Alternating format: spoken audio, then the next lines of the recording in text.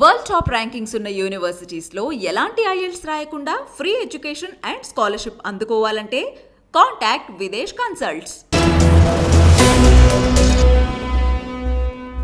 Hi hello welcome to iDream. నా పేరు జకీర్. కొన్ని విషయాలు అంటే మనం చెప్పడం కంటే కూడా అవతలి వాళ్ళు ఏం మాట్లాడారో ఆ వాయిస్ ఉంటే సరిపోతుంది. ఇప్పుడు ఆ సౌకర్యం మనందరికీ వచ్చేసింది.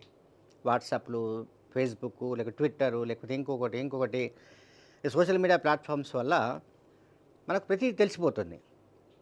అండ్ ఇంకొకటి కూడా ఈ రాజకీయ నాయకులు మరచిపోకూడని విషయం ఏంటంటే, మీరు 10 ఏళ్ల క్రితం, ఒకవేళ 8 ఏళ్ల క్రితం, 7 ఏళ్ల క్రితం అంటే యూట్యూబ్స్ అట్లాగే సోషల్ మీడియా ఎప్పుడైతే విజృంభించడం ప్రారంభించిందో ప్రపంచవ్యాప్తంగా మనకు ఆ సౌకర్యం వచ్చేసింది. పాత వీడియో ఏదైనా మనకు కావాలంటే ఇమీడియట్గా దొరికిపోతుంది. ప్రధానమంత్రి మోడీ ఒక ఇంటర్వ్యూలో ఒక నాయకుడి గురించి ప్రస్తావించాడు. అంటే ప్రతిసారి మాట మార్చే నాయకుడు కనుక ఉంటే అతను నాయకుడు ఎట్లా అవుతాడు అని ప్రశ్నించాడు ఆయన ఇంటర్వ్యూలో. సో దాన్ని ఒకసారి మనం చూద్దాం. అంటే ప్రధానమంత్రి మోడీ ఎవరి గురించి మాట్లాడారన్నది మనకు తెలియదు, కానీ పవన్ కళ్యాణ్ గారి గురించే మాట్లాడినట్టుగా ఇది వైరల్ అవుతోంది. ఇది పాయింట్, ఇంపార్టెంట్ పాయింట్. ప్రధానమంత్రి మోడీ రాజకీయ నాయకుడు ఎట్లా ఉండాలి, ఒక మాట పైన ఎట్లా నిలబడాలి అనే పాయింట్ ఆఫ్ వ్యూలో ఆయన మాట్లాడాడు. అయితే ఆయన పవన్ కళ్యాణ్ గురించే ఉద్దేశించి మాట్లాడాడంటూ వైరల్ అవుతోంది వీడియో. ఇది ఒకసారి చూద్దాం.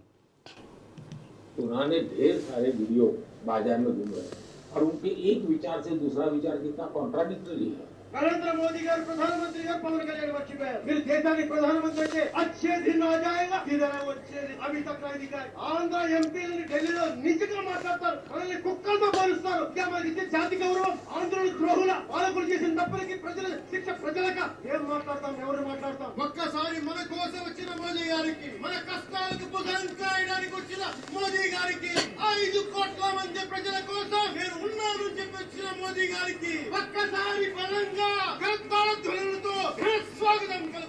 భారతీయ జనతా పార్టీ నాయకులు, కాంగ్రెస్ పార్టీ నాయకులు ఇద్దరు ఏకమై మమేకమై అడ్డగోలుగా రాష్ట్రాన్ని విభజించి తెలుగుదేశం ఎంపీలని చిత్తగొడతా ఉంటే ఈ రోజు వెళ్ళి వాళ్ళు కాళ్ళు పట్టుకొని తిరుగుతా ఉన్నారు. చంద్రబాబు నాయుడు గారు ఏం మాట్లాడతాం మన గురించి? పౌరుషం లేదా మీకు? ఆత్మ గౌరవం లేదా? సిగ్గు లేదా? సెలవు లేదా? ఏం లేదు. దేశ ప్రజల ఆశీస్సులతో ముచ్చటగా మూడోసారి ప్రధానమంత్రి అవ్వబోతూ హ్యాట్రిక్ కొట్టబోతున్న శ్రీ మోదీ గారికి ఆంధ్ర రాజ్య ప్రజల తరపు నుంచి ఎన్డీఏ కూటమిలో భాగస్వామ్యమైన 3 పార్టీలు భారతీయ జనతా పార్టీ, తెలుగుదేశం, జనసేన తరపు నుంచి శ్రీ నరేంద్ర మోదీ గారికి ఘన స్వాగతం పలుకుతూ హృదయపూర్వక నమస్కారాలు తెలియజేస్తున్నాం. టీడీపీతో చదవగట్టడానికి నాకేం విషయం. సైకిల్ చైన్ తెగిపోయి చాలా సంవత్సరాలు అయిపోయింది. ఇప్పుడు సైకిల్ చైన్ లేకుండా సైకిల్ ఎక్కడికి అక్కడే పోతుంది, అక్కడే ఉన్నారు. వాళ్ళకి తిరిగిన ఫీలింగ్, కష్టపడుతున్న ఫీలింగ్, స్టాండ్ వేసుకుని తొక్కున్నామండి. సైకిల్ చైన్ లేదు. సైకిల్ ఆ ఉన్న సైకిల్ చైన్ మనం ఎప్పుడు తెంపేసాం? 2018లో వాళ్ళ అవినీతిని చూసి తెంపేసి పక్కన పెట్టాం. జనసేన, తెలుగుదేశం కలిపి పోటీ చేయబోతున్నాయి. ఎన్నికల్లో ఖచ్చితంగా పోటీ చేయబోతున్నాయి. ఇది కష్టంగా ఉండొచ్చు, అలాగే ఖచ్చితంగా భారతీయ జనతా పార్టీ దీనికి కలిసి వస్తుందని సంపూర్ణంగా నేను విశ్వసిస్తున్నాను, నమ్ముతున్నాను. అదే జరుగుతుంది. టీడీపీ వాళ్ళు ఏమంటారు? వాళ్ళకి 10 సీట్లు 15 సీట్లు పడేస్తే వాళ్ళు తిరుగుతారండి. పవన్ కళ్యాణ్ జనసేన సైనికులు మనల్ని కించపరిచింది. అది ఏమో ఆశించకుండా సహాయం చేస్తే వాళ్ళకి కుక్క సీట్లు పడేసిన 15 సీట్లు పడేసి వాళ్ళందరూ మాట్లాడు. వాళ్ళకి అలగడం మనకి కోపం రాదా? మనకి వస్తుంది. పొత్తులో భాగంగా నేను 24 స్థానాలు తీసుకున్నాను. ఇంతేనా అంటున్నారు? 24ఏనా? ఇంతేనా? మహోడు కాదు, అవతల వాడు. వాళ్ళకి తెలియట్లా. బలి చక్రవర్తి కూడా వామనుణ్ణి చూసి ఇంతేనా అన్నాడు. అంకెలు లెక్క పెట్టదని చెప్పండి ఎవరిని. अब लोग एक साथ देखते हुआ, अरे ये आदमी इतना हमें मूर्ख बनाता था, भले आप लोग भूल जाओ. రైట్. ఇప్పుడు ఈ వీడియోలో మనకేమర్థమైందంటే, పవన్ కళ్యాణ్ గారు గతంలో ప్రధానమంత్రి మోడీని, భారతీయ జనతా పార్టీని ఏ రకంగా చెండాడారో, ఏ రకంగా ఫుట్బాల్ ఆడారో, ఏ రకంగా దూషించారో, తిట్టకుండా ఏ రకంగా తిట్టిపోశారో మనం చూసాం.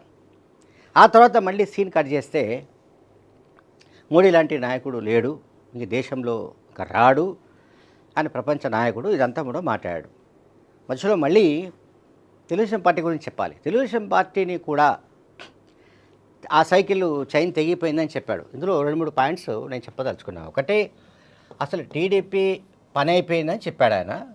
సైకిల్ లేదు, సైకిల్ చైన్ తెగిపోయింది, ఇక అది నడవదని చెప్పాడండి. ఇది ఒక ఇంపార్టెంట్ పాయింట్. ఇందులో పవన్ కళ్యాణ్ గారు గతంలో చెప్పింది. సరే, ప్రధానమంత్రి మోడీ గారి గురించి ఆయన ఎంత దూషించారో మనం విన్నాము. ప్రధానమంత్రి మోడీ ఏ రకంగా ఆంధ్రప్రదేశ్ ప్రజల్ని మోసం చేశారు, అవమానించారు, ఇవన్నీ కూడా చెప్పాడు ఆయన. ఆ తర్వాత మళ్ళీ బీజేపీ భజన, తర్వాత టీడీపీ భజన, తర్వాత మోడీ భజన, బీజేపీ భజన మొదలుపెట్టాడు ఎవరు? పవన్ కళ్యాణ్ గారు. తర్వాత ఇంకొకటి, ఆయనే పవన్ కళ్యాణ్ గారు చెప్పిందే పాయింట్ ఏంటంటే, ముష్టి మీరు అంటే టీడీపీ కార్యకర్తల్లో, ప్రజల్లో, టీడీపీ శ్రేణుల్లో ఒక ప్రచారం జరుగుతూ వచ్చింది. అదేమిటి అంటే వీళ్ళకి 10-15 పారేస్తే అయిపోతుంది అని ఒక ప్రచారం జరుగుతూ వచ్చింది ఈ సీట్ల పంపకము కూటమి ఏర్పడక ముందు. దానిపైన స్పందిస్తూ ముష్టి 10-15 సీట్లకు ఇక్కడ ఎవరు సిద్ధంగా లేరు అన్నాడు ఆయన. ఎవరు? పవన్ కళ్యాణ్ గారు. చివరాఖరికి ఏమైంది? ఆయన 21 సీట్లకు ఒప్పుకున్నాడు, 21 అసెంబ్లీ సీట్లకు ఒప్పుకున్నాడు. దీన్ని బట్టి అంటే ఇక్కడ ప్రధానమంత్రి మోడీ చేసిన వ్యాఖ్యల్లో కన్సిస్టెన్సీ అంటాం మనం. అంటే స్థిరత్వం ఉండాలి. ఒక పాలసీ పైన, ఒక విధానం పైన నిలబడ్డప్పుడు దానిపైన నిలబడి ఉండాలి. కానీ అవకాశవాద వైఖరి కారణంగా, తన రాజకీయ ప్రయోజనాల కారణంగా పవన్ కళ్యాణ్ గడిచిన కొన్నేళ్లుగా ఈ రకమైన ధోరణి కనబరుస్తున్నట్టుగా మనకు అర్థమవుతోంది. ఒకసారి టీడీపీని తిట్టాడు, ఒకసారి బీజేపీని తిట్టాడు, మళ్ళీ రాజమండ్రి జైలుకు వెళ్ళొచ్చి జైలు బయట నేను టీడీపీతో కలిసి పోటీ చేస్తున్నా అని చెప్పాడు. ఆ తర్వాత బీజేపీతో ఈ 2 బోగీలు తీసుకెళ్ళి బీజేపీ ఇంజన్కు కలిపాడు. సో పవన్ కళ్యాణ్ ఈ రకమైన ధోరణి, ఈ రకమైన వైఖరి కారణంగా ప్రధానమంత్రి నరేంద్ర మోడీ గారు ఎవరి గురించి మాట్లాడినా సరే ఇది పవన్ కళ్యాణ్ గారికి సరిగ్గా అతికేటట్టు మనకు కనిపిస్తోంది. ఎవరు ఈ వీడియోని ఎవరు ఎడిట్ చేశారో మనకు తెలియదు, కానీ చాలా అద్భుతంగా ఎడిట్ చేశారు. ఇది ఇప్పుడు ఆంధ్రప్రదేశ్ అంతటా వైరల్ అవుతోంది. Thank you very much.